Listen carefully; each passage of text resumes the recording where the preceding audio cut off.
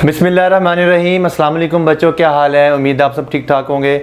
आज के लेक्चर में मैं आप लोगों को कोई टॉपिक तो नहीं पढ़ाने वाला, लेकिन मैं आप लोगों को आज बहुत ही इंपॉर्टेंट चीज़ें सिखाने वाला हूँ। मोस्टली स्टूडेंट्स को, ख़ास तौर पर स्टूडेंट्स को जो मैथ को एज ए सब्जेक्ट नहीं पढ़ते, यानी उनका सब्जेक्ट बायोलॉजी होता है, तो उनको ग्राफ बनाने में बड़ी प्रॉब्लम होती है एंटी टेस्ट एग्ज़ाम के अंदर। तो इसलिए आज मैं आपको हर तरह के ग्राफ, अगर आपके एंटी टेस्ट एग्ज़ाम में कोई ग्राफ से रिलेटेड क्वेश्चन आ जाता है तो उसकी कौन कौन से पॉसिबिलिटीज़ हो सकती हैं क्वेश्चंस की, वो सारी डिस्कस करूंगा और मैं आपको ग्राफ बनाना भी सिखाऊंगा। तो आज का कोई टॉपिक तो नहीं है, लेकिन मैंने टाइटल दिया हुआ है techniques of graph. Direct relation, inverse relation या उससे रिलेटेड ग्राफ बना हो तो ग्राफ से रिलेटेड कौन सा क्वेश्चन किया जाएगा आपसे। तो ये स्टार्ट करते हैं। थोड़ा सा अपना तारुफ करवाता चलूँ, मैं आपको पहले से पता है, लेकिन जो स्टूडेंट्स नए हैं उनको बताता चलूँ कि मेरा नाम आसिम नूर है और मैं आपको इस अपने प्लेटफॉर्म जो कि नॉलेज फीस्टा के नाम से मेरा चैनल है, और ये बेसिकली आप लोगों का चैनल है, आप लोगों के लिए बनाया गया है। तो मैं यहाँ पे आपको फ़िज़िक्स टीच करता हूँ, तो आप इसको भरपूर फ़ायदा उठाएं। यहाँ से फ्री ऑफ कॉस्ट है, कोई आपके चार्जेस भी नहीं है। हाँ, जो आपके इंटरनेट के एमबीज़ लगेंगे वो तो ज़ाहिर बात है वो लगने हैं, तो वो कंपनी आपसे पैसे लेती है, मैं कोई आपसे पैसे नहीं लेता। तो बहरहाल जी स्टार्ट करते हैं आज का लेक्चर। मैं बिल्कुल सिंपल वे में लेके चलूँगा। जो मैथ वाले स्टूडेंट्स हैं उनके लिए मैं एक अलग से लेक्चर रिकॉर्ड करूँगा। उनका ग्राफ बनाने का कोई मेथड जो है वो डिफरेंट होता है, वो अपनी इक्वेशन को देख के ग्राफ बनाते हैं। आज मैं बिल्कुल बेसिक्स, जो बेसिक ग्राफ उनको लेके चलूँगा। सबसे पहला ग्राफ है, अब यहाँ पे मैं दो रैंडम क्वांटिटीज़ लूँगा और उनकी एग्जांपल्स पूरी फर्स्ट ईयर और सेकंड ईयर में से आपकी यूज़ करूँगा और फिर ग्राफ बना के दिखाऊँगा। पहली तरह का जो ग्राफ होता है वो होता है डायरेक्ट रिलेशन, यानी बाज़ औक़ात y is directly proportional to x। अगर कोई इस तरह की सिचुएशन आ जाती है जिसमें डायरेक्ट रिलेशन आ रहा है, अच्छा यहाँ पे y की पावर भी 1 है, x की पावर भी 1 है, कोई हर्ज। नॉर्मली ये 1 पावर 1 ही होती है, लेकिन अगर पावर यहाँ पर भी 2 हो, यहाँ पर भी 2 हो, इन शॉर्ट मैं कहना चाह रहा हूँ कि y की पावर और x की पावर सेम हो तो ये डायरेक्ट रिलेशन आएगा, यानी y और x का। तो सपोज कर लें y और x की पावर 1 है, तो इस तरह की कोई सिचुएशन आ जाती है तो आपका जो ग्राफ बनता है इन दैट सेंस वो कैसा बनता है, वो ग्राफ बनेगा कुछ इस तरह से कि ये y एक्सिस ये x एक्सिस ग्राफ बनेगा बिल्कुल स्ट्रेट लाइन। ठीक है, this is x axis and this is y axis. In case of direct relation जब y की पावर और x की पावर क्या होगी, सेम होगी। आइदर वो पावर 1 है, वो 2 है, वो 3 है, वो 4 है, व्हाटएवर। तो ये एक सिंपल सा ग्राफ है, पहली सिचुएशन हो सकती है। अब इसकी मैं कुछ एग्जांपल्स करवाता हूँ। मसलन कुछ एग्जांपल्स कर लेते हैं जी इस ग्राफ से रिलेटेड। आज हम 6 तरह के ग्राफ डिस्कस करेंगे। आपको सिर्फ 2 टेक्निक्स याद रखनी। पहला ये ग्राफ है, ये समझ एक टेक्निक है, याद रखनी है कि जब भी डायरेक्ट रिलेशन होगा और पावर सेम होगी तो आपका ग्राफ ऐसा बनेगा। यहाँ पर बेसिक स्क्वायर आ जाए फिर भी ग्राफ ऐसा बनेगा, दोनों के पावर 3 आ जाए, 4 आ जाए, 5 आ जाए, या दोनों के ऊपर स्क्वायर रूट आ जाए, व्हाटएवर द पावर। अगर पावर सेम है एक्स वाई के ऊपर और उनका आपस में डायरेक्ट रिलेशन है तो ऐसा आएगा। मिसाल के तौर पर मैं एक एग्जांपल लेता हूँ, आपकी से सेकंड ईयर से लेता हूँ। सिंपल सी एग्जांपल है, v is equal to I R का रिलेशन होता है, Ohm's law, v is equal to I R. अब यहाँ पे r वाला फैक्टर कांस्टेंट रख दिया, तो v का और i का आपस में क्या रिलेशन आ रहा है आप देख सकते हैं। v की पावर भी 1 है और i की पावर भी 1 है, तो v का और i का आपस में डायरेक्ट रिलेशन है। तो ग्राफ बनाया जाएगा तो कैसा बनेगा, अगर यहाँ पे x एक्सिस पर v ले लिया जाए, y एक्सिस पर i ले लिया जाए, नो मैटर कि i यहाँ पर ले जाए, v यहाँ पर ले जाए, तो आपको इतना पता होना चाहिए कि x एक्सिस पर हमेशा हम इंडिपेंडेंट क्वांटिटी को यूज़ किया करते हैं। तो बहरहाल फ़िलहाल इसको कोई फ़र्क नहीं पड़ेगा, ये ग्राफ बनेगा स्ट्रेट लाइन, क्योंकि आप देख सकते हैं v का और i का आपस में डायरेक्ट रिलेशन है, दोनों की पावर 1 1 आ रही है। इसी तरह से आप और भी एग्जांपल्स ले सकते हैं।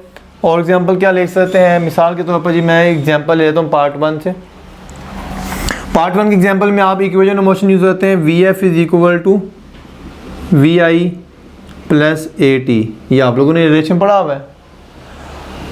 अब यहाँ पे आप अगर, बल्कि मैं ये एग्जांपल थोड़ा चेंज करता हूँ, क्योंकि ये एग्जांपल जो है इसमें प्लस फैक्टर आ रही है, एक अलग से एक टाइप बनेंगे ग्राफ की, वो भी आपको सिखाऊंगा मैं और एग्जांपल लेता हूँ आपकी जी, E is equal to H F. ई सेकेंड ईयर से एग्जांपल ही है ये वाली, सिंपल रिलेशन से चलते हैं। ठीक है, अब आप यहाँ पे देख सकते हैं कि E और F का आपस में का रिलेशन आ रहा है, डायरेक्ट रिलेशन आ रहा है। तो ग्राफ कैसा बनेगा? ऑब्वियसली अगर मैं एनर्जी का और फ्रीक्वेंसी को एक्स एक्सिस पर रखूं, एनर्जी को वाई एक्सिस पर रखूं, तो graph will be a straight line. So this is the first type of graph जिसमें आपका वाई पर आने वाली क्वांटिटी और एक्स पर आने वाली क्वांटिटी की पावर सेम होगी, उनका आपस में डायरेक्ट रिलेशन होगा, तो ग्राफ आ जाएगा स्ट्रेट लाइन। अभी मैं डायरेक्ट रिलेशन पे ही रहूँगा, इन्वर्स रिलेशन में अभी मैं नहीं जा रहा। नहीं जी, दूसरी तरह का जो ग्राफ, इस तरह के आपको कहीं पर भी फॉर्मूला ना आ जाए, पूरी फर्स्ट ईयर में, पूरी सेकंड ईयर में, तो आपने सोचे समझे बगैर, कोई परेशान हुए बगैर, आपने जस्ट इसका ग्राफ अगर पूछा जाए तो आपने स्ट्रेट लाइन को चूज़ करना है। सेकंड टाइप का ग्राफ होता है कि बाज़ औक़ात पावर डिफरेंट होती है, मतलब वाई की पावर डिफरेंट है, एक्स की पावर डिफरेंट है। मिसाल के तौर पर फ़र्ज़ कर लिया आया था जी, y is directly proportional to square root x, ठीक है। या पॉसिबल है कि वाई या ऐसे भी लिखा जा सकता है, और Y square is proportional to X, एक ही बात है ये। यहाँ पे अगर पावर आई है तो इसको स्क्वायर रूट को ख़त्म करने के लिए स्क्वायर लेंगे, तो यहाँ पे स्क्वायर आ जाएगा, यहाँ पे स्क्वायर रूट कैंसिल हो जाएगा। इन शॉर्ट वाई का और एक्स का आपस में रिलेशन तो डायरेक्ट ही आ रहा है, लेकिन पावर डिफरेंट है। यहाँ पे छोटी सी टेक्निक याद करनी है आप लोगों ने, इसी ग्राफ को ध्यान में रखना आप लोगों ने। अब आपने इस ग्राफ में थोड़ी सी चेंजेस लेके आनी है। मसलन अब ग्राफ बनाया जाता है कुछ इस तरह से कि जी यहाँ पर वाई एक्सिस है ये वाला, और ये एक्स एक्सिस है, और ग्राफ बनाया जाता है जी के वाई का और एक्स का। तो चूंकि यहाँ पर वाई है और यहाँ पर एक्स है, तो आपने देखना वाई की पावर क्या है, इसके अकॉर्डिंगली या इसके अकॉर्डिंग बात एक ही बनेगी, इसकी पावर 1 है, वाई की पावर 1 है, और जो एक्स पर आ रहा है उसकी पावर क्या है 1/2। इस स्क्वायर रूट को 1/2 लिख सकता, तो मैं ये रेड में लिख रहा हूँ, ये मतलब स्क्वायर रूट को ही मैंने 1/2 लिखा है, ये अलग से 1/2 नहीं है, ठीक है। अब किसकी पावर ज़्यादा है, यानी कि अब y की पावर ज़्यादा है और x की पावर छोटी है, यानी ये पावर 1/2 आ रही है, 1 आ रही है। अगर आप नीचे वाले फार्मूले पे गौर कर लें तो बात फिर भी वहीं पर आ जाती है। यहाँ पर y की पावर क्या आ रही है 2 आ रही है, और x की पावर क्या आ रही है 1 आ रही है। तो आपने इन डायरेक्ट से ये देखना है, ग्राफ तो बनेगा स्ट्रेट लाइन, यानी ऐसा ही बनाना है, आप लोगों ने ऊपर को लेके जाना है, लेकिन जिस क्वांटिटी की पावर ज़्यादा होगी आपने ग्राफ को उसकी तरफ बेंड कर देना। मसलन इस केस में किसकी पावर ज़्यादा आ रही है, इस केस में पावर ज़्यादा आ रही है वाई की, इस केस में भी, इस केस में भी, जो मर्जी कर लें, तो दोनों ग्राफ बनेगा सेम। अब आपने ग्राफ को बनाना है कुछ इस तरह का ये, लेकिन बेंड कर देना है, जिसकी पावर ज़्यादा होगी, किसकी पावर ज़्यादा वाई की, तो आपने ग्राफ को अपने बेंड करके ऐसे ले जाना है, और इस तरह के ग्राफ को बोलते हैं एक्सपोनेंशियल इंक्रीज। खैर वो एक मैथमेटिकल टर्म्स है, मैथ वाले बच्चे ज़्यादा अंडरस्टैंड करते हैं, फिलहाल मैं सिंपल लेके चलूँगा। जिस फैक्टर की, जिस एक्सिस की पावर ज़्यादा होगी आपने ग्राफ को उसकी तरफ बेंड कर देना है, जैसे हमें वाई की पावर ज़्यादा थी। अब मैं आपको थोड़ा एग्जांपल चेंज करता हूँ जी। फर्ज कर लें जी, आते हैं जी कि Y is directly proportional to X square. अभी मैं इसी प्रैक्टिकल एग्जांपल आपकी पार्ट 1 और पार्ट 2 से लेके चलूँगा। अब आपसे इसको अगर आप पूछा जाता है तो या इस केस में वाई की पावर 1 है और एक्स की पावर 2 है। अब मैं ग्राफ बनाऊँगा तो कैसा बनेगा, this is Y axis, X axis and this is Y axis. अब आपने ग्राफ किस तरफ बेंड करना है, आपने सिंपल करना है, ग्राफ जिसकी पावर ज़्यादा होगी उस तरफ बेंड करना है। अब ग्राफ वाई की तरफ बेंड नहीं करना, बल्कि आपने एक्स की तरफ बेंड कर देना आप लोगों ने। सिंपल है। अब मैं इसकी कुछ प्रैक्टिकल एग्जांपल्स करवाता हूँ आपको। अब प्रैक्टिकल एग्जांपल्स क्या हैं जी, देखिएगा ज़रा, ये नोट करते जाएं शाबाश बच्चे। मैं ये साथ साथ रेस करता जाऊँगा, आपकी कॉपी पेंसिल आपके पास बिल्कुल रेडी होनी चाहिए, ताकि रेस करूं तो आपको वीडियो को वापस रिवाइंड करके ना देखना पड़े, क्योंकि आपका टाइम बहुत कीमती है। मैं चाहता हूं एक ही दफ़ा आप देखें, उसको समझ आ जाए आपको सारी चीज़ें। ओके, अब इसकी मैं कुछ एग्जांपल्स करता हूं जी। एग्जांपल्स क्या हैं, मसलन जी एग्जांपल ये है कि काइनेटिक एनर्जी का रिलेशन क्या होता है, kinetic energy is equal to 1/2 mv²। अब मुझे काइनेटिक एनर्जी का और वेलोसिटी के स्क्वायर का ग्राफ बनाना है। अब इसके मैं दो तरह के ग्राफ बनाऊंगा, देखिएगा ज़रा, इसमें डिफरेंशिएट करना सीखिएगा ज़रा। अगर ये मैं वाई एक्सिस पर, यहाँ पर मैं ले लेता हूँ v वेलोसिटी, और वाई एक्सिस पर रखता हूँ मैं काइनेटिक एनर्जी। आपको एटलीस्ट फार्मूला तो याद होना चाहिए, काइनेटिक एनर्जी का फार्मूला ये होता है। वैसे एक और फार्मूला होता है, मैं वो भी लिख देता हूँ।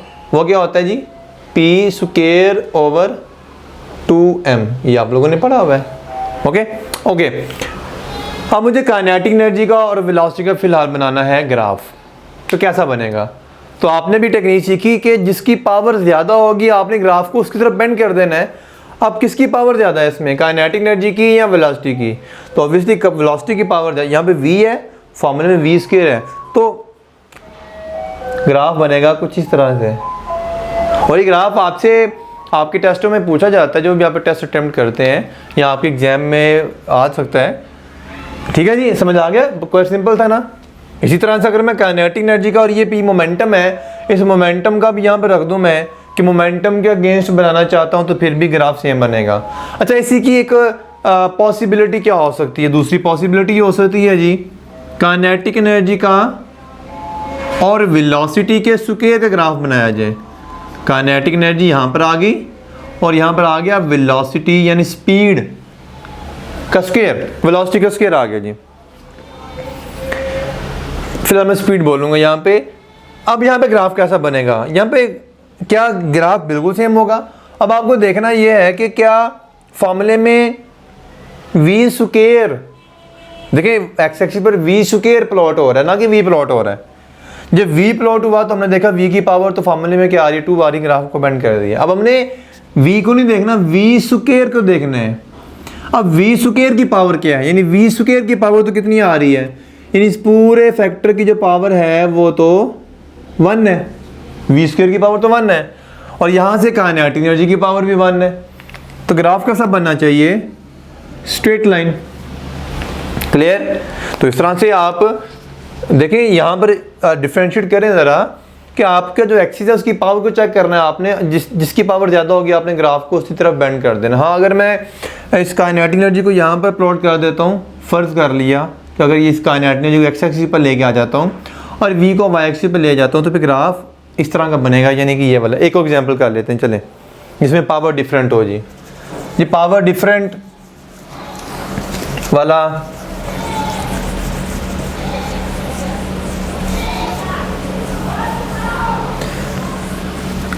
Time period of simple pendulum की बात कर लेते हैं।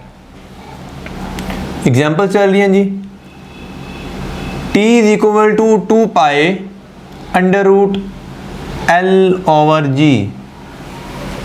ठीक है, इसमें 2 पाई कांस्टेंट। आपको करना क्या है, पहली बात तो टाइम पीरियड का स्क्वायर रूट L के साथ क्या रिलेशन आ रहा है, डायरेक्ट। अब आपको ग्राफ बनाना है इसका, तो कैसा होना चाहिए? अगर मैं x एक्सिस पर लेंथ प्लॉट करूं, y एक्सिस पर टाइम पीरियड को रखूं, ठीक है जी, तो ग्राफ किस तरह का होना चाहिए? अब हमें देखना ये है कि किसकी पावर ज़्यादा है। क्या लेंथ की पावर ज़्यादा आ रही है रिलेशन के अंदर, या टाइम पीरियड की पावर ज़्यादा आ रही है? तो देखा जाए तो टाइम पीरियड की पावर 1 आ रही है, लेंथ की पावर क्या आ रही है, 1/2। यानी लेंथ की पावर छोटी है, टाइम की पावर बड़ी है। और मैंने भी बताया जिसकी पावर बड़ी होगी आपने ग्राफ को उसी तरह बेंड कर देना है। यानी ग्राफ कैसा बनेगा, आप जिसकी पावर ज़्यादा होगी ग्राफ उस तरह बेंड होगा, यानी कि ग्राफ ऐसे होगा, ये वाला। समझ आ गई बात की? हाँ, अगर मैं यहाँ पर अंडर रूट L लिख दूँ, बना लेते हैं, ज़ुबानी बात नहीं करते। यहाँ पर लिखता हूँ मैं अंडर रूट L और यहाँ पर लिखता हूँ मैं T। तो बताइए ज़रा अब ग्राफ कैसा बनना चाहिए? अब आपने किसकी पावर देखनी है, अंडर रूट L की पावर देखनी है। अंडर रूट L की पावर देखनी है, यानी L की पावर तो 1/2 है, लेकिन अंडर रूट L की पावर क्या आ रही है, 1, और यहाँ से T की पावर भी क्या आ रही है, 1। इसका मतलब ग्राफ कैसा बनेगा, अब स्ट्रेट लाइन बनेगा। क्लियर? तो ये थी कुछ फर्स्ट ईयर की एग्जांपल। मैं आपको सेकंड ईयर की एग्जांपल भी लेके चलता हूँ कुछ, जैसे पावर डिसिपेशन। इलेक्ट्रिकल पावर का फार्मूला होता है, पावर का फार्मूला होता है P is equal to I square R। अब मुझे पावर का और I का ग्राफ प्लॉट करना है, पावर का और करंट का, कीपिंग द रेजिस्टेंस कांस्टेंट। जो बाकी फैक्टर वो कांस्टेंट रखने हैं आपने। अब बताइए ग्राफ कैसा बनेगा? तो आप साथ साथ अभी अपनी कॉपीज के ऊपर बनाते चले जाइए। कैसा बनेगा जी? हाँ, आई को देखना है आपने, तो आई की पावर कितनी है, 2, पी की पावर 1। इसका मतलब पावर किसकी ज़्यादा है, आई की पावर ज़्यादा है, तो ग्राफ को आपने आई की तरफ यानी एक्स एक्सिस पे बेंड कर देना है। ठीक ठीक है जी। इसी तरह से अगर मैं, अच्छा आपके बच्चों का सवाल आ रहा होगा जहन में शायद कि चलें जी इसका अगर स्क्वायर रूट ले लिया जाए, स्क्वायर रूट, तो शायद आई की पावर तो फिर 1 हो जाएगी, तो फिर छोटी हो जाएगी। नहीं, ऐसा नहीं है बेटा। आप जब इसका स्क्वायर रूट लोगे तो इसकी पावर ख़त्म हो जाएगी, लेकिन इसकी पावर क्या आ जाएगी 1/2, तो 1/2 फिर भी छोटा ही है। तो ये इस तरह भी किया जा सकता है। अब जो तीसरी तरह का एक डायरेक्ट रिलेशन होता है वो भी देख लेते हैं। ये एक इक्वेशन लिख रहा हूँ, y = mx + c। अब ये जो बायोलॉजी के स्टूडेंट्स हैं वो उनके लिए शायद ये उन्होंने फर्स्ट टाइम इक्वेशन देखी इस तरह की, लेकिन जो मैथमेटिक्स के स्टूडेंट्स हैं वो उसको जानते हैं। मैं थोड़ा सा एक्सप्लेन कर देता हूँ इसको। यहाँ पे y एक्सिस की जो भी वैल्यू होगी, x इंटरसेप्ट कहते हैं इसे, m स्लोप होती है, c एक कांस्टेंट है। मैं आपको भी ना एक प्रैक्टिकल एग्जांपल जो आपके फार्मूला आपने पढ़े हैं उनमें से एग्जांपल देता हूँ मैं। देखिए इसमें भी y का और x का आपस में डायरेक्ट रिलेशन आ रहा है। y and x are directly related to each other, okay. लेकिन उसमें कांस्टेंट फैक्टर c भी है। अगर यहाँ पे x की वैल्यू 0 कर दी जाए तो y का आंसर 0 नहीं आएगा। हालांकि y की पावर भी 1 है, x की पावर भी 1 है, उनका आपस में डायरेक्ट रिलेशन भी आ रहा है, लेकिन उसमें फैक्टर कांस्टेंट ऐड हो रहा है। अब इस तरह की कोई एग्जांपल आपको मैं करके दिखाता हूँ। मसलन देखें ज़रा, मसलन ये है जी आपके पास होती है जी VF मैं एग्जांपल करवा रहा हूँ, इससे रिलेटेड मिलती जुलती एग्जांपल। आप ये उनके लिए जो ख़ास तौर पर मैथमेटिक्स नहीं पढ़ते लेकिन उन्हें फिजिक्स बेचारों को पढ़नी पड़ती है। तो बहरहाल एक एग्जांपल करवाता हूँ पार्ट 1 की। फर्स्ट इक्वेशन ऑफ मोशन से क्या होती है, एग्जांपल ये है जी, पहले मैं इसका ग्राफ बनाता हूँ फिर आपको मैं एग्जांपल बताता हूँ इसकी। पहले ग्राफ, अगर इस तरह का ग्राफ आ जाए, यानी कि कोई इस तरह की सिचुएशन हो, तो यहाँ पर y एक्सिस हो और यहाँ पर हो x एक्सिस, तो आपने करना क्या है, ग्राफ को यहाँ से शुरू करना है, यानी यहाँ से बनेगा स्ट्रेट लाइन, लेकिन 0 से स्टार्ट नहीं होगा। अगर इसको मैं मज़ीद अच्छा बेहतर करना चाहूँ तो यूँ कह सकते हैं कि ये कुछ ऐसे बनेगा। अभी इसकी मैं एग्जांपल्स भी करवाता हूँ आपको, ठीक है जी। अब ये मैं इसको जस्टिफाई भी कर देता हूँ ऐसा क्यों होगा। यहाँ पर x की वैल्यू क्या है 0, तो यहाँ पर जब x की वैल्यू 0 रखोगे तो y की आंसर 0 नहीं आएगी, ये 0 हो जाएगा, लेकिन प्लस c, यानी y का आंसर c के बराबर आएगा, यानी y की कुछ वैल्यू आएगी और 0x पर y की वैल्यू ये c आएगी, ये वाला पॉइंट। इसलिए ग्राफ 0 से स्टार्ट नहीं होगा, ठीक है जी। अब आते हैं जी, समटाइम ऐसी भी सिचुएशन हो जाती है कि y = mx - c हो जाता है, -c + c के बजाय -c, तो फिर क्या होगा, ग्राफ कुछ इसी तरह का मिलेगा, बनेगा स्ट्रेट लाइन ही, क्योंकि अभी मैं सारी बातें स्ट्रेट लाइन डायरेक्ट रिलेशन की ही कर रहा हूँ। अब आपको जो ग्राफ बनेगा ना बेटा, ये y एक्सिस है, यहाँ पर x एक्सिस है। अब आपने ग्राफ जैसे पॉजिटिव एक्सिस शुरू y से शुरू किया था ना, अब आपका ग्राफ क्या शुरू होगा, यहाँ से शुरू होगा नेगेटिव y से, जैसे ही ऊपर से शुरू हुआ था अब ये नीचे से शुरू हुआ है। यानी कि यूँ कह सकते हैं, अगर मैं इसको अरेंज भी कर दूं तो ये x है, तो पहले y, अब देखिए इसको जस्टिफाई करना है, कैसे करना है। जब x की वैल्यू मैं 0 करूंगा तो y का आंसर आएगा -c, तो y की शुरू होगा -c, तो ग्राफ कुछ इस तरह का बनेगा। अब आपको इसकी एक प्रैक्टिकल एग्जांपल करके दिखाता हूँ। देखिए आपके पास कुछ एग्जांपल ये हैं कि आपकी first equation of motion VF = VI + AT। अगर मैं इसको थोड़ा सा रीअरेंज कर दूं तो कुछ इस तरह भी लिखा जा सकता है, VF final velocity = AT + VI। कुछ गलत तो नहीं किया मैंने, ठीक है जी, जस्ट पोजीशन चेंज की है, रीअरेंज की है थोड़ा सा। अब आप इस इक्वेशन को देखें ज़रा, इस इक्वेशन से मिलती जुलती नहीं है। y की जगह पर VF आ रहा है, m की जगह पर A आ रहा है, x की जगह पर t आ रहा है, c की जगह पर VI आ रहा है।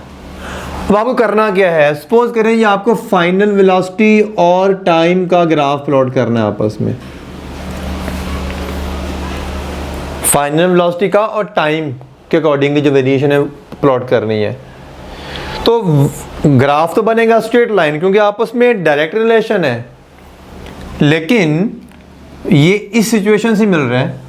तो ग्राफ इस तरह का बनाना चाहिए मुझे, यानी अगर मैं एक्स एक्सिस पर ले लूँ टाइम और वाई एक्सिस पर ले लूँ मैं फाइनल वेलोसिटी, तो ग्राफ कहाँ से स्टार्ट करूँगा मैं, यहाँ से ग्राफ बनेगा स्ट्रेट लाइन ये वाला, कि when the time is zero, time zero पे वेलोसिटी इतनी थी, ठीक है, जो कि आई के बराबर होगा। इसको मज़ीद अच्छा करना चाहूँ मैं तो ऐसे कर सकता हूँ, लेकिन टाइम क्योंकि नेगेटिव नहीं होता इसलिए ये बात गलत हो जाएगी, टाइम को नेगेटिव नहीं किया जा सकता। अभी मैं इसको आपको थर्मोडायनामिक्स से भी एग्जांपल दूंगा। इसकी एग्जांपल लेनी है तो किसी एग्जांपल ले लेते हैं। जब बॉडी ब्रेक लगा रही होगी यानी डिसेलरेट कर रही होगी, तो आपको पता है डिसेलरेशन के केस में ए की वैल्यू नेगेटिव हो जाती है, तो आ जाएगा V F is equal to V I minus A T हो जाएगा। क्लियर? तो ये आप इस तरह का ग्राफ देख सकते हैं। अच्छा, मैं एक और ग्राफ इस तरह का बना के दिखाता हूँ मैं आपको। आप लोगों ने टेम्परेचर स्केल पढ़े हुए हैं, सेल्सियस से केल्विन में जाना होता है, तो क्या करते हैं, आपने पढ़ा हुआ कि अगर आपने सेल्सियस अपने केल्विन टी के कह देता हूँ मैं से, टी के मतलब केल्विन, टेम्परेचर इन केल्विन, ठीक है, किसके बराबर होता है? क्या ये टेम्परेचर इन सेल्सियस के इक्वल होता है? नहीं, जो सेल्सियस में टेम्परेचर होता है इसमें आप 273 ऐड करते हो। वैसे असल वैल्यू तो 273.15 या 16 होती है, लेकिन हम फिलहाल 273, ठीक है। टी के is equal temperature in kelvin, यानी सेंटीग्रेड वाले टेम्परेचर में 273 आपने ऐड करना है। अच्छा, अगर मैं केल्विन वाला का और सेंटीग्रेड का आपस में क्या करूं कि ग्राफ प्लॉट करूं, इनका आपस में ग्राफ प्लॉट करूं, या अगर इनका ग्राफ नहीं चले, ये दोनों एक ही जैसी क्वांटिटी है, मतलब ये भी टेम्परेचर है, मैं यहाँ पे यूज़ करता हूँ वॉल्यूम का और टेम्परेचर का आपस में क्या रिलेशन होता है, डायरेक्ट रिलेशन होता है, आप जानते हैं। जैसे P V is equal to N R T होता है, P V is equal to N R T, ये जा कर लेते हैं जी, ठीक है जी। मैं यहाँ पे बात वाज़ेह करता चलूँ, ये जो टेम्परेचर होता है ये केल्विन वाला टेम्परेचर होता है। ये सेल्सियस में पूरी थर्मोडायनामिक्स में जहाँ पर भी टेम्परेचर की टर्म आती है वो केल्विन वाली होती है, इसलिए मैं आसानी के लिए यहाँ पे टी के लिख देता हूँ। टी के का मतलब है temperature in kelvin. All factors remains same, आपने वॉल्यूम का और टेम्परेचर का ग्राफ बनाना है, ठीक है। वॉल्यूम का और बाकी तमाम फैक्टर आपने कांस्टेंट रखने हैं। तो पहली बात तो वॉल्यूम का और टेम्परेचर का आपस में क्या रिलेशन आ रहा है, डायरेक्ट। तो ग्राफ कैसा बनना चाहिए, अगर मैं टेम्परेचर इन केल्विन यूज़ करता हूँ यहाँ पे, और यहाँ पे यूज़ करता हूँ मैं वॉल्यूम, तो चूंकि अब आपको देखना पड़ेगा कि रिलेशन तो डायरेक्ट है, इसकी पावर भी 1 है, इसकी पावर भी 1 है, तो ग्राफ बनेगा ये वाला। क्लियर? लेकिन अगर मैं इसी केल्विन की बजाय डिग्री सेल्सियस वाला टेम्परेचर यूज़ करना चाहता हूँ, तो मैं इसी फार्मूले को थोड़ा सा मॉडिफाई करके कैसे लिखूँगा मैं, P V is equal to N R into T C plus 273, यानी ये वाला टी के जगह पर मैंने टी सी प्लस 273 लिख दिया इस जगह पर, ठीक है। अब ये कुछ सिचुएशन कैसी बनती चली जाए, इसके मैं मज़ीद अगर इस तरह की सिचुएशन बनाना चाहूँ ना मैं, तो आप देख सकते हैं कि y अगर मैं p को ले जाऊँ, मैं सपोज चले मैं इसको अरेंज कर देता हूँ जी। अगर मैथमेटिकली बात करनी है एन आर ओवर p, ठीक है, ये p इधर आ गया इंटू टी सी प्लस 273, कोई हर्ज नहीं, मैंने p को लेके आ गया। अब ये सिचुएशन कुछ इसी तरह की बन गई है, आप देख सकते हैं, ठीक है जी। यानी यूँ कह सकते हैं कि y आ गया, v आ गया, इसको पहले इससे मल्टीप्लाई करेंगे तो ये mx बन जाएगा, फिर जब इसको इससे मल्टीप्लाई करेंगे जो आंसर आएगा वो c होगा। बहरहाल करना क्या है, आपको वॉल्यूम का और टेम्परेचर इन केल्विन का ग्राफ प्लॉट करना है आपको। तो चूंकि पावर तो 1 है दोनों की, ग्राफ तो बनेगा स्ट्रेट लाइन, लेकिन इसमें प्लस भी हो रहा है कोई फैक्टर। अगर कोई फैक्टर प्लस हो रहा है तो फिर आपको ग्राफ 0 की बजाय यहाँ से स्टार्ट करना है। यानी अब की सिचुएशन कैसी बनेगी, केल्विन वाले में तो कुछ भी ऐड नहीं हो रहा था, लेकिन यहाँ पे जब सेल्सियस में लेंगे तो प्लस 273 है। अब ग्राफ कुछ ऐसा बनेगा आपका, यहाँ पर टेम्परेचर इन सेल्सियस, ठीक है जी, और यहाँ पर आ गया वॉल्यूम, तो ग्राफ आपका यूं शुरू करना है आपने, ठीक है। और इसको अगर पीछे को बढ़ाना है तो आप ऐसे बढ़ा सकते हैं, ऐसे करके यहाँ पर आ जाएगा ये, क्लियर? तो ये अच्छा, मैं इसकी एक और एग्जांपल इसकी भी कर देता हूँ मैं आपको। सेकंड ईयर से चलते हैं आपको एग्जांपल लेके। आप लोगों ने फोटो इलेक्ट्रिक इफेक्ट पढ़ा हुआ है, तो फोटो इलेक्ट्रिक इफेक्ट में आपको अगर फोटो इलेक्ट्रिक आइंस्टाइन इक्वेशन याद है, वो इक्वेशन क्या है? वो इक्वेशन है, मैं यहाँ पे लिख देता हूँ, Einstein photo electric equation. Photo electric equation वो क्या जी, कि जो इलेक्ट्रॉन्स इजेक्ट होते हैं मेटल की सरफेस से, उनकी काइनेटिक एनर्जी का फॉर्मूला होता है E-phi। क्लियर? अब इसको अगर मैं फर्दर, आपने अगर ये नहीं याद आ रही तो आपको एटलीस्ट पे ये याद होनी चाहिए, H into F minus F not. ठीक है, ये आप लोगों ने पढ़ा हुआ है। अगर मैं इसको मज़ीद किसी और फॉर्म में लिखना चाहूँ तो लिखा जा सकता है HF माइनस HF नॉट। अब आपको ये कैसी इक्वेशन बन गई? अगर इसको कंपेयर करके देखें ना, y is equal to mx minus c. कैसा? ये जो चीज़ है, ये काइनेटिक एनर्जी, ये हो गया y, ठीक है जी, ये हो गया m, h क्या हो गया m, ये f क्या हो गया x, और ये वाला पूरा फैक्टर क्या हो गया HF note constant c। Graph कौन सा बनाना है आपने? आपने ग्राफ बनाना है जी काइनेटिक एनर्जी का और इस फ्रीक्वेंसी का। ये फ्रीक्वेंसी ऑफ इंसिडेंट लाइट होती है। आपको अगर याद, आपने ग्राफ कैसा बनाया है? अब देखिए माइनस वाला फैक्टर है, तो मैंने पहले बता दिया, अगर माइनस वाला फैक्टर है तो ग्राफ को आपने कहाँ से शुरू करना है? अगर यहाँ पे मैं फ्रीक्वेंसी रख देता हूँ, यहाँ पर मैं काइनेटिक एनर्जी रख देता हूँ, तो ग्राफ बन जाएगा कुछ यहाँ से शुरू होगा।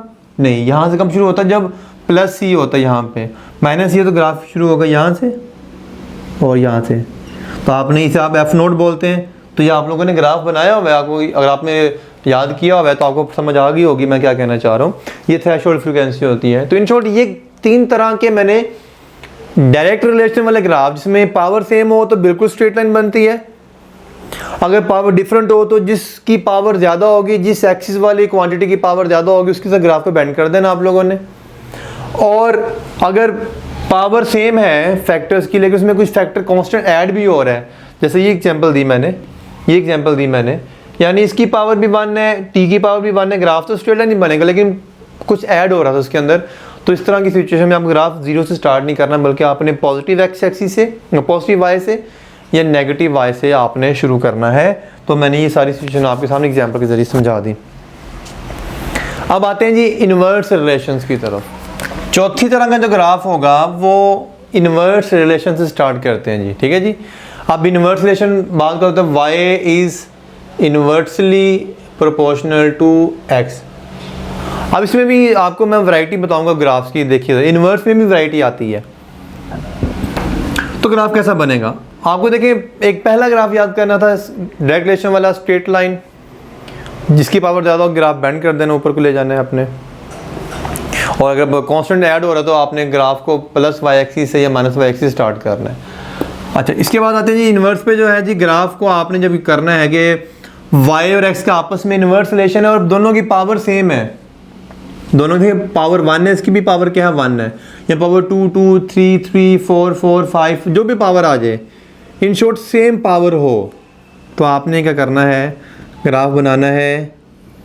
ये यूँ थोड़ा मज़ीद अच्छा कर देता हूँ मैं इसको, ये ग्राफ बनेगा आपका। अब इस ग्राफ को थोड़ा सा समझिएगा ज़रा। ये ग्राफ अगर y को टच करना चाहे तो कहाँ पर जाकर टच करेगा? जब x की वैल्यू 0 होगी, x की वैल्यू 0 रखोगे तो y की वैल्यू क्या आएगी? इनफाइनाइट।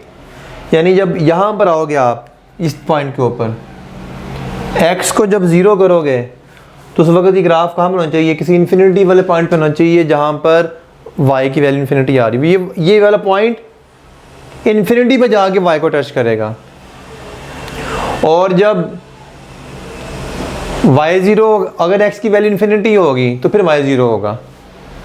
यानी कि y की वैल्यू को 0 करने के लिए, नीचे आने के लिए, फुल इस x को टच करने के लिए ये इनफाइनाइट तक जाएगा, फिर जाके y की वैल्यू 0 होगी। ठीक है, ये सिंपल याद रखना आपको, ग्राफ ऐसे ही बनेगा। अब इसमें एक वैरायटी आ जाती है। अब मैंने y का और x का ग्राफ तो बना लिया, समटाइम क्या होता है जी, y का और 1/x का, देखिए ज़रा वैरायटी चेक कीजिएगा ज़रा इसकी, y एंड 1/x का ग्राफ। यहाँ पे कर देता हूँ मैं, थोड़ी स्पेस बचा लेते हैं।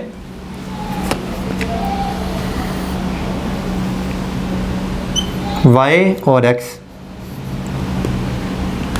अब आप मुझे बताइए ज़रा, सॉरी 1/x, x नहीं 1/x, 1/x, यानी y का और 1/x का ग्राफ प्लॉट करना है अब आपने। तो मुझे बताइए क्या ऐसा ही ग्राफ बनेगा? नहीं, इस दफ़ा ग्राफ ऐसा नहीं बनेगा। क्यों ऐसा नहीं बनेगा? क्योंकि y का x के साथ इन्वर्स है, 1/x से इन्वर्स नहीं है। y का तो 1/x से डायरेक्ट है। अगर आप 1/x देखो तो 1/x जो है ये 1/x पूरा y के सामने आ रहा है, बिल्कुल। हाँ, x y ऊपर है तो x नीचे है, इसलिए ग्राफ इन्वर्स में चला जाता है। लेकिन 1/x क्या है कि 1/x y से इन्वर्स में तो ऐसा नहीं है, 1/x y के बिल्कुल सामने आ रहा है पैरेलल में, तो इसलिए ग्राफ कैसा बनेगा? स्ट्रेट लाइन, क्योंकि ग्राफ y का और 1/x का आपस में क्या है? डायरेक्ट रिलेशन है। अभी मैं इसकी भी एग्जांपल्स करवाता हूँ आपको, आपकी फर्स्ट ईयर या सेकंड ईयर से जो भी मेरे जहन में आती हैं अभी। तो y का x से इन्वर्स हो तो ऐसा, अगर y और 1/x का कहा जाए तो फिर ऐसा बनेगा। मिसाल के तौर पे इसी में एग्जांपल करवा देता हूँ एक, बल्कि इसकी मैं एक वैरायटी भी करवा देता हूँ कि अगर पावर डिफरेंट हो तो फिर इकट्ठी एग्जांपल करवाता हूँ मैं आपको। अगर कुछ इस तरह से हो जाए कि y is inversely proportional to x square, यानी पावर डिफरेंट आ गई है, या यूँ कह सकते हैं जी y is inversely proportional to square root x या पावर 3 4 वट एवर। अब y की और x की पावर डिफरेंट है, यहाँ पे तो सेम होगा तो ऐसा, ठीक है। और आपने ग्राफ इस तरह का प्लॉट करना तो फिर आपका बनता डायरेक्ट रिलेशन। अब फिलहाल मैं इन्वर्स पे रहूँगा। अब देखिए y की पावर 1 है तो x की पावर 2 है, यहाँ पे y की पावर 1 है तो x की पावर 1/2 है। इस केस में y की वैल्यू पावर छोटी है, x की पावर बड़ी है। इस केस में y की पावर बड़ी है, x की पावर छोटी है। चलो मैं इसको अलग कर देता हूँ, इसको मैं इसको यहाँ पे कर देता हूँ, y inversely proportional to 1/√x। अब इसका ग्राफ कैसा बनेगा? यहाँ पे आ जाता है y एक्सिस, ये आ जाता है जी x एक्सिस।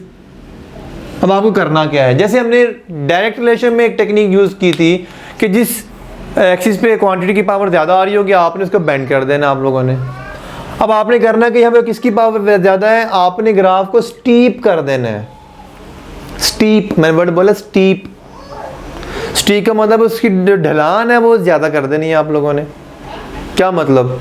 जैसे आप घर के सामने ढलान होती है ना, आप बाइक या गाड़ी अपने घर से बाहर निकालना और आसान करना, घर से बाहर जाना या निकालना या अंदर दाखिल करना आसान होता है, और जो एक रैंप बनाते हैं आप, उसे ढलान कहते हैं। आप ये ग्राफ देखें ज़रा, मैं आपको बना के दिखाता हूँ। ये मैंने ग्राफ बनाया था, ये वाला, ठीक है।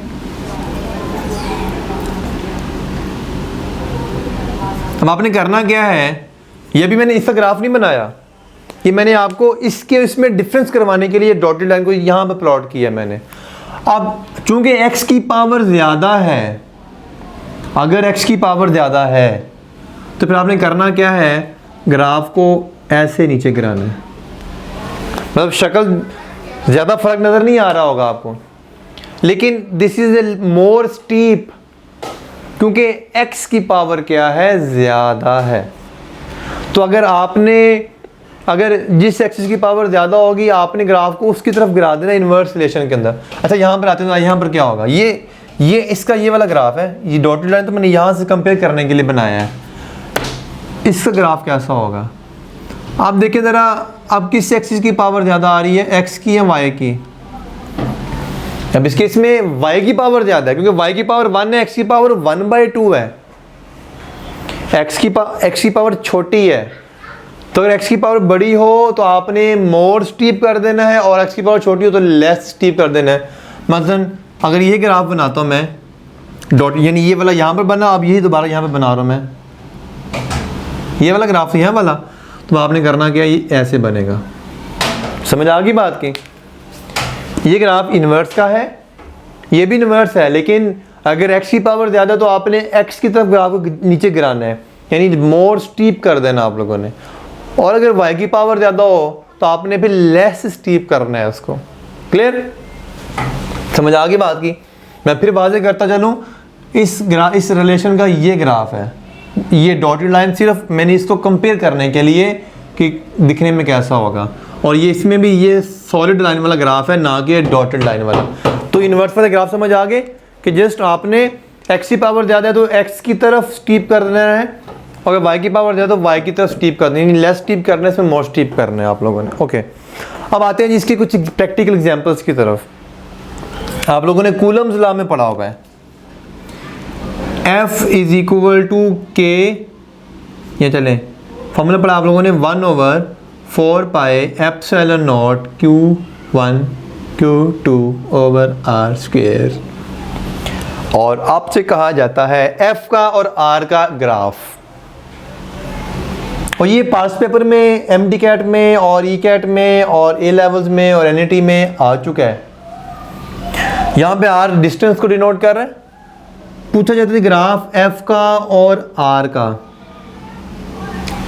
अच्छा, अभी मैं आपको इसकी वैरायटी दिखाता हूँ मैं, F का और R स्क्वायर का। मुझे पहले बताइए F की पावर क्या है, 1, R स्क्वायर की पावर, ग्राफ में R स्क्वायर है, R स्क्वायर की पावर क्या है, 1, और आपस में क्या है, इन्वर्स। ग्राफ कैसा बनना चाहिए, ऐसा बनना चाहिए ना, इन्वर्स वाला, ये वाला। अच्छा, अब इसकी दूसरी वैरायटी क्या होगी, F और R। अब बताइए ज़रा, ये ग्राफ में बनाता हूँ, यहाँ पे ये वाला, यहाँ पर डॉटेड लाइन में बना देता हूँ। पहले तो ये बना था। अच्छा, अब मुझे बताइए ग्राफ कैसा बनना चाहिए। अब देखें F की पावर 1 है, लेकिन R की पावर क्या है, यहाँ पे तो R स्क्वायर था, इसलिए R स्क्वायर की पावर देखी थी। अब यहाँ पे R है तो R की पावर देखनी है। अब R की पावर तो 2 है यहाँ पे, इसका मतलब ग्राफ को जो क्वांटिटी x पे आ रही है आपने उसको ग्राफ को स्टीप कर देना है। यानी इस केस में जो ग्राफ होगा शक्ल में इसी तरह का होगा, लेकिन it will be more steep. Clear? अच्छा, तीसरी पॉसिबिलिटी जो कि पेपर में आ चुकी है, A लेवल्स में भी और MD कैट एग्जाम में भी पूछी जा चुकी है, यहाँ पर F और यहाँ पे 1/R स्क्वायर। बस फ़र्क ये था कि वहाँ पर उन्होंने R पे यहाँ पे x से डिनोट किया था, x डिस्टेंस को डिनोट कर रहा था। ओके, अब बताइए ज़रा F का और 1/R का क्या रिलेशन होगा। तो F और 1/R, F का R स्क्वायर से इन्वर्स है, लेकिन F का और 1/R देखें ना, आप इसको थोड़ा रेंज कर लें, Q1 Q2 over 4 pi epsilon not 1/R square. अब ठीक है जी, आप देखिए 1/R स्क्वायर, 1/R और F ये आमने सामने आ रहे हैं। F और R स्क्वायर इन्वर्स में थे, इसलिए हमने ये ग्राफ बनाए। F और 1/R स्क्वायर आपस में आमने सामने आ रहे हैं, इनका आपस में ग्राफ क्या बनेगा, स्ट्रेट लाइन। और ये ग्राफ पेपर में आ चुका है ये वाला। ठीक है, तो ये थी आपकी डायरेक्ट रिलेशन से रिलेटेड कुछ वैरायटी और इन्वर्स रिलेशन से कुछ वैरायटी। एक और वैरायटी कर लेता हूँ, ले लेते हैं जी एग्जाम्पल, हम फर्स्ट ईयर से ले लेते हैं।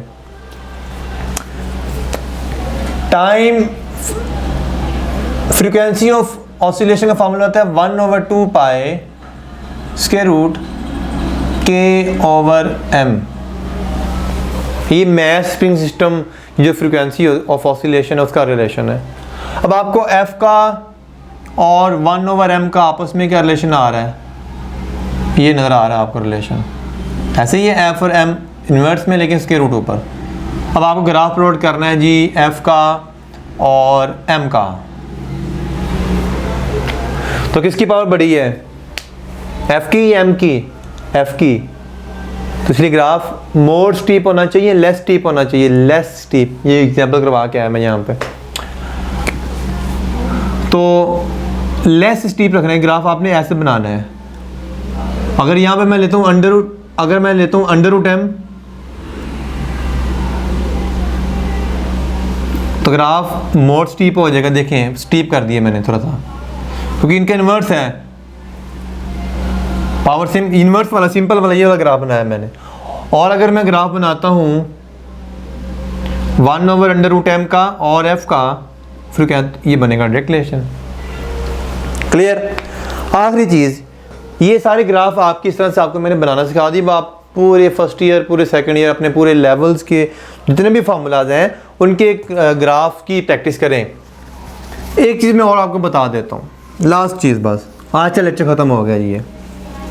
इसके बाद आपको ग्राफ की प्रॉब्लम कभी भी नहीं होगी। मैं आपको दो देता हूँ एग्जांपल्स, आपने उनके ग्राफ प्लॉट करने हैं। आप लोगों ने ग्राफ प्लॉट करना है वो जो प्लैंक्स इक्वेशन है आपके पास,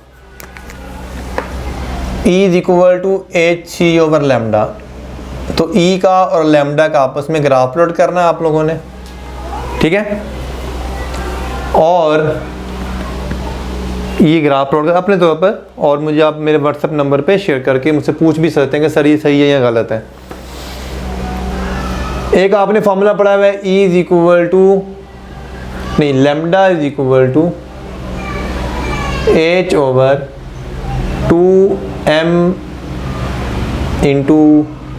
EV। ये सिंपल कर लेते हैं, यहाँ पे E एनर्जी, ये E एनर्जी है। तो आपने यहाँ पे क्या करना है जी, लैम्डा का और E का ग्राफ। ये देखिए यहाँ पर भी E और लैम्डा के इन्वर्स है, यहाँ पर भी E और लैम्डा के इन्वर्स आ रहा है। लेकिन ये आपने पढ़ा हुआ है आप लोगों ने, ये किसके लिए मैंने फार्मूला लिखा, ये फोटोन के लिए होता है और ये किसके लिए होता है, पार्टिकल के लिए। तो बहरहाल वो एक अलग चीज़ है, डी ब्रॉय जो आपने पढ़ा हुआ टॉपिक, उसमें से ये मैंने लिया है फार्मूला। आपने E और लैम्डा के इस केस में फार्मूला बताना है, और इस केस में ये फार्मूला बताना है लैम्डा का और E का, ठीक है। अब मैं आपको आखिरी चीज़ बताता हूँ। मैं फ़र्ज़ कर लें, मैं आपको सेकंड इक्वेशन लिखता हूँ यहाँ पे, जो कि S = VIT + ½ AT²। आपको जी सपोज करें कि आपको ग्राफ प्लॉट करना है डिस्टेंस और टाइम के अगेंस्ट।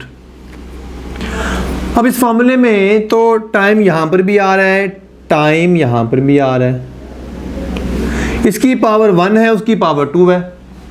अब मैं कैसे प्लॉट कर सकता हूँ ग्राफ यहाँ पे, मतलब इधर भी टाइम है उधर भी टाइम है, यानी दो डिफरेंट पावर्स मिल रही हैं मुझे।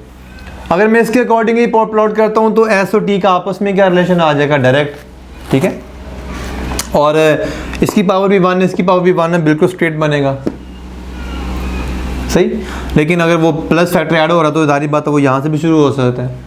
लेकिन यहाँ पर ये सारे कंसेप्ट गलत हो जाएंगे। याद रखिएगा, जब भी कुछ ऐसी सिचुएशन आ जाए जिसमें, जैसे ये सिचुएशन है कि दो फैक्टर आ रहे हैं टाइम के, एक में टाइम का फैक्टर 1 आ रहा है, इसमें एक में टाइम की पावर 1 आ रही है, दूसरे में टाइम की पावर 2 आ रही है, एक ही रिलेशन के अंदर, तो इन दैट सेंस आप याद रखिएगा जो डोमिनेंट फैक्टर होगा उसको यूज़ किया जाता है। यानी कि इसकी पावर 1 है, इसकी पावर 2 है, तो डोमिनेंट फैक्टर 2 वाला कहलाएगा, इसकी पावर 2 है, ये ज़्यादा इफेक्टिव कहलाएगा।